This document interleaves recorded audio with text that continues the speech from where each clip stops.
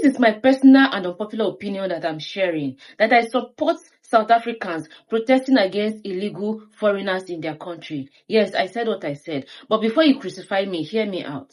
You know that before you visit a country, you apply for a visa to visit that country, especially when you're not a citizen of that country, and they issue you that visa. That visa becomes a legal document binding you and the state to terms. And that terms is that you're expected to enter the country at a certain time and exit after a certain period of time, say 3 months. So it becomes a social contract between you, the state, and by extension, the citizens of that state. And when I say state, I mean the country.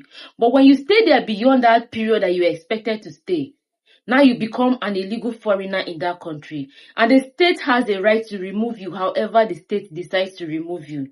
I said state. But when the state refuses to remove you, and the citizens feel like your continued presence in their country is putting a strain on their infrastructure and their resources, they have the right to protest to their government to remove you from that place.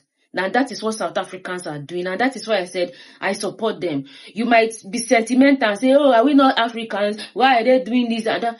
Yes, they are right to protest. The only thing I don't support is violence. And so far, I've not seen violence. I see them marching, doing their traditional dances, and I see police marching beside them to ensure peace and order. And to me, that is not bad. Because as a Nigerian, if the roles were reversed, I would feel a certain way as well. So before you crucify South Africans, put yourself in their shoes. And if you're an illegal foreigner in a country, it is wrong because you did not walk into that country. Even if you walked into that country, you were granted the permission to enter, except, of course, you were not granted permission, and that makes it even worse. But if you had the permission to enter that country and stay for a period of time, after that period of time elapsed, you are expected to leave. So if you don't leave, you have become a problem. And South Africans have the right to protest to their government to remove you. So give South Africans a break. Don't crucify them.